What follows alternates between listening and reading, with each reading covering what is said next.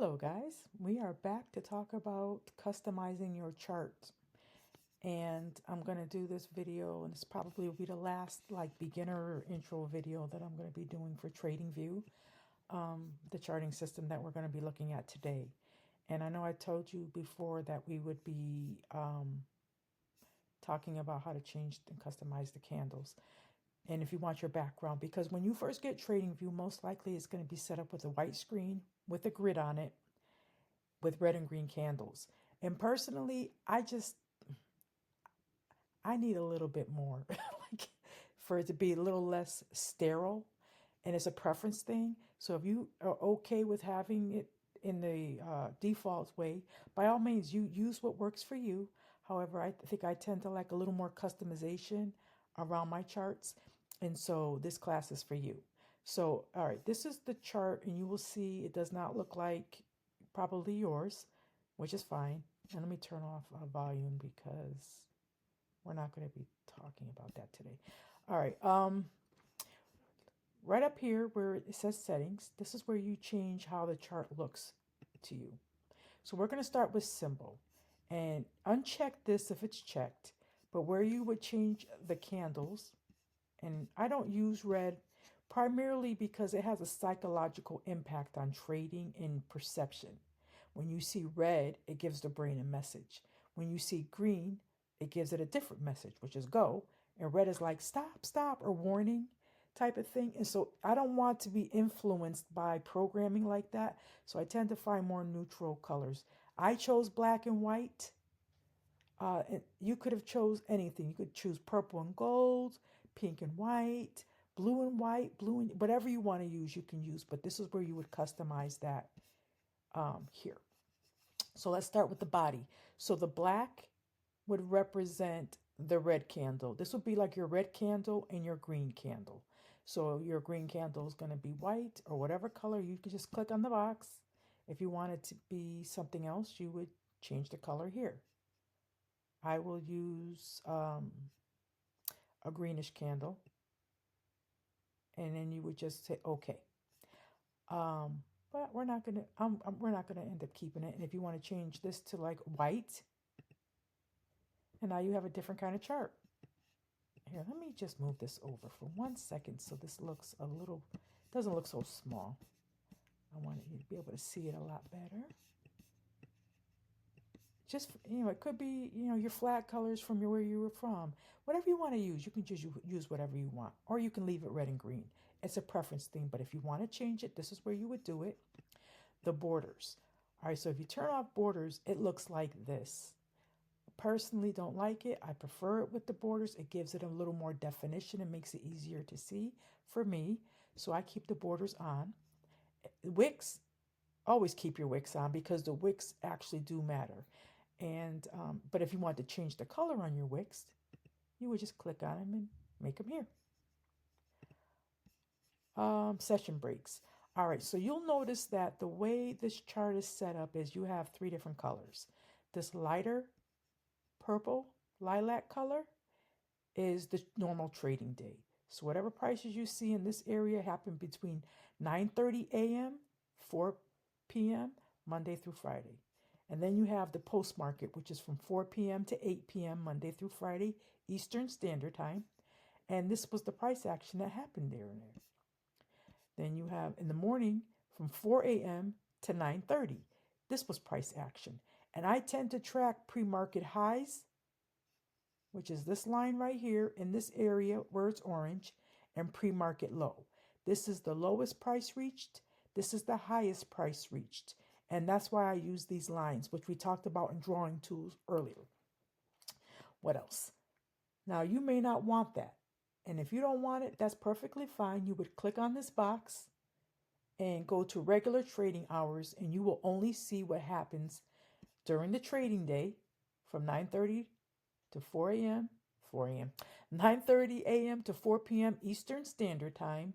And then when the market closes, something happened between this day and the next day, but you don't see what it is. You just see a gap. And then you just see price action for the trading day. And if you like it that way better, this is where you would keep it. Otherwise, you would go to extended trading hours. So I see what happened in the gap. So where price closed here and opened here, I see how it got there overnight and in the morning. Um, what else do you want to use? If you want to change the colors of your pre-market, I chose just a darker purple because I like purple. But I thought about when the sun sets, it gets darker. You could definitely play with opacity and make it 100%. I usually keep it much lower just so I can see the difference between where the market closed and then the post market. I can see the entire area, and then when the sun rises, I think of the sun being yellow. So it was just more like a logical sequencing for me, but you can use any two colors you want, and you can play with the opacity down here and make that darker if you want. And so that's just how I set it up. So this is where you would turn extended trading hours on or off. And this is where you would customize the colors. And your time zone, you want to make sure you're in your current time zone. And that would be simple. Let's move on to status. Status is this box that shows up here in the top left corner. It shows, I like the logo, but you can turn the logo off if you don't want it.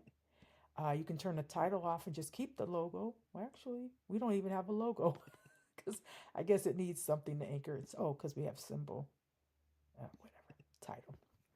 I use the symbol and the name, or you can do just name or just the symbol, but I do both. So here's the symbol. AMD is the ticker, the title of the ticker, the 15-minute time frame, trading on the NASDAQ. I basically keep all these empty. Titles. Oh, okay, indicators. So yeah, we're going to keep the titles on the indicators, which are showing, they're hidden here, but to keep the chart simple, I just am hiding them for now. Let's look at scale lines. The only thing I have checked on scale lines, you can uncheck everything, and if you want to screenshot this so it looks like mine to get started, that's fine. But I use countdown to bar close. Why? Let me move this box out of the way. All right, so as we said, we was looking at AMD on a 15-minute time frame. And you can see it's the normal trading day, so price is actually moving on this candle. This is a 15-minute candle. Every candle on this time frame represents 15 minutes of price movement. So from 9:30 a.m. to 9:30 a.m. to 9:45, 9:45 to 10, 10 to 10:15, 10:15 to 10:30, so on and so forth. And now it's around 11:45. It's actually 11:52. So this is the candle that's forming between 11:45 a.m. and 12 noon. The countdown to bar close will tell you how many minutes are left on this 15-minute candle. Because sometimes when you're actually trading, and the thing is, once you want to make sure your candle closes before you actually treat it as price action. Because while the candle is still forming, it could become something different. The sellers can step in and push this body down, and you'll have a little doji looking candle, which is like looks like a plus sign with long legs on it. And it will look much smaller. The body would be much smaller. It's not saying the same thing as this body as this one. They're telling two different stories between the buyers and the sellers. So while the candle's forming, you don't know what that story is until the candle finally closes, because once it closes, it shows you what it is. These prior candles are what they are. They're not going to move anymore. They're always going to look like this, but this one is still kind of developing.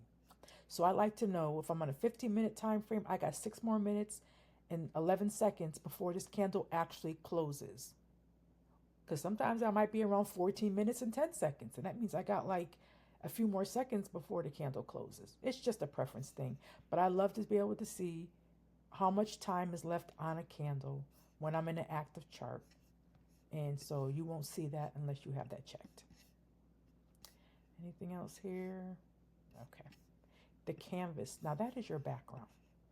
And I have my canvas currently set up as a gradient. But you can either keep it as a solid color, which, well, that doesn't actually look bad. Or maybe we'll keep it like that. I think I like it.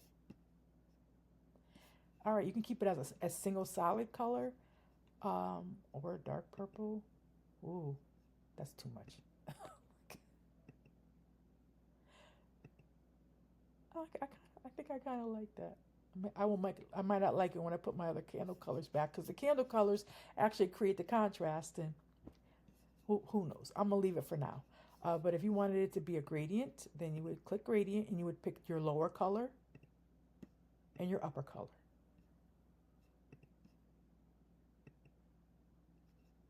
I'll just leave it. The grid lines.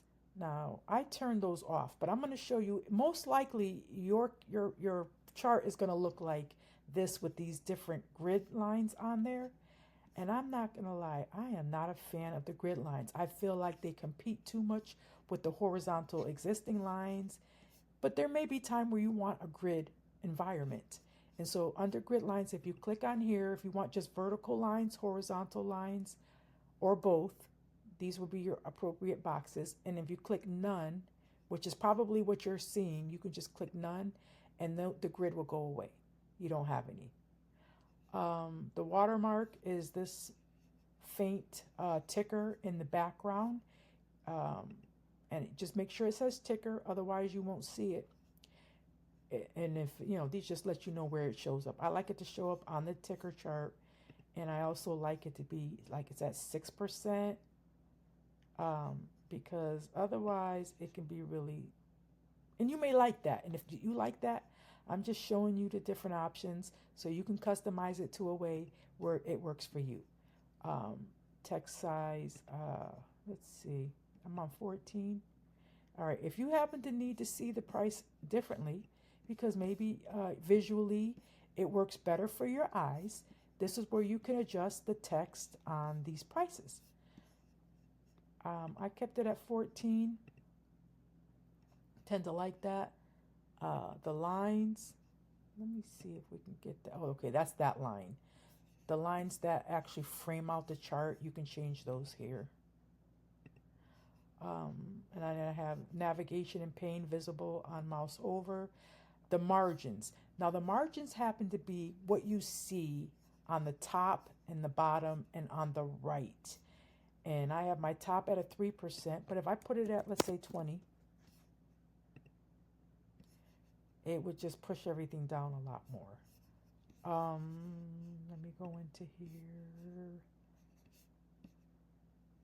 The bottom I have 1%, and on the right is how much distance you see between where your price ends when you put your chart on. I like to see a certain amount of space between the last candle and the end of the chart.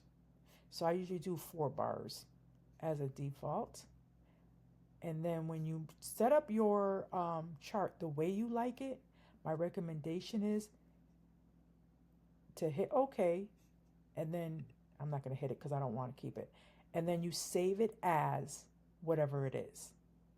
And then if you like that schematic where the background's a certain color, your candles are a certain color, everything, up here shows up a certain way, and you like that, then save it as a template.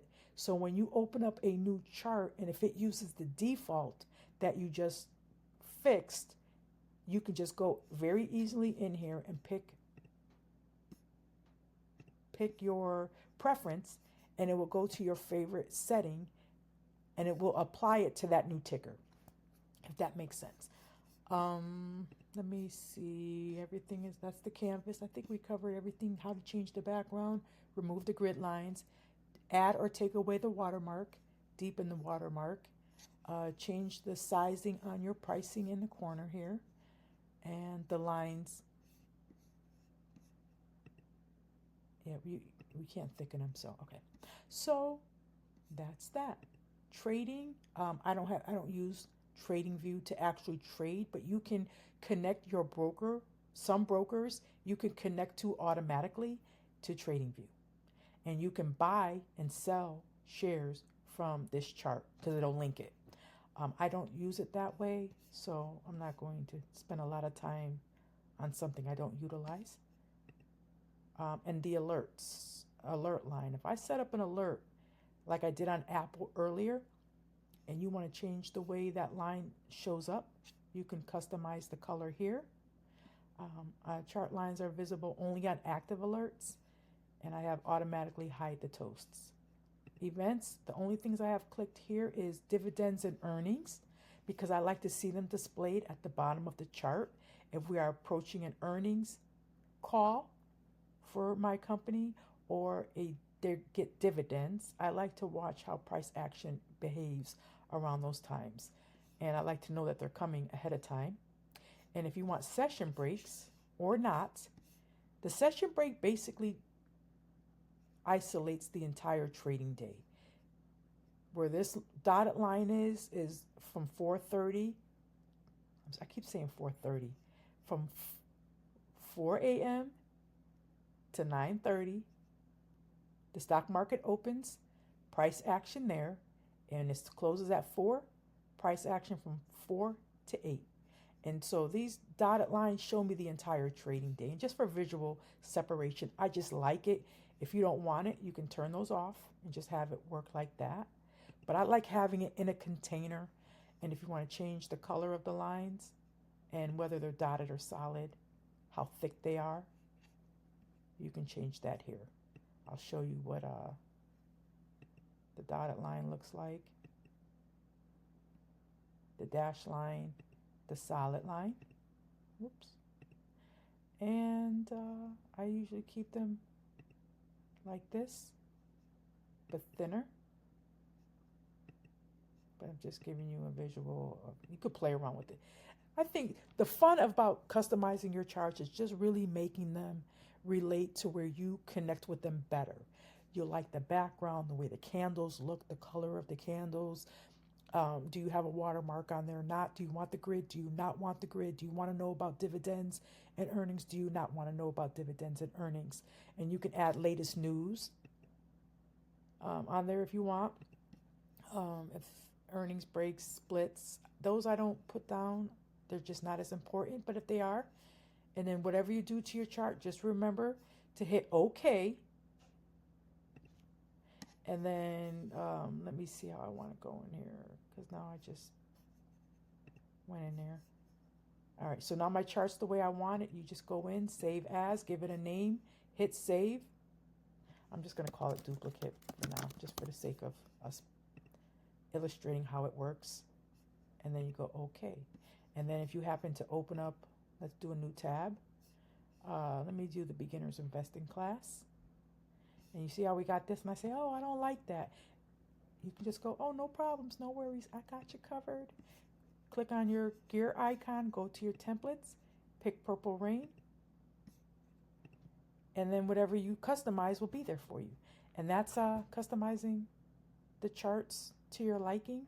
And I think that's all we're going to cover. I'm not going to go into, mostly everything else. I think going forward, we're going to set up the we need to build out our portfolio a little bit. And so when I go into the portfolio and add shares, or I open up a position, we're going to do that together, so you can see how we built it up, and we'll try to track it over maybe 6 months or a year. So if I go and make changes into the portfolio, I'll record a video and you'll see what we did, and you can watch it grow, and we can watch it grow together. I'll explain to you what I'm doing, what I'm thinking, why I'm doing it, and so on and so forth. So yeah, that's it for customization of your chart and your background, and where to find it, where to save it, and that's that. So you have a good day, and I'll see you in the next video. Bye.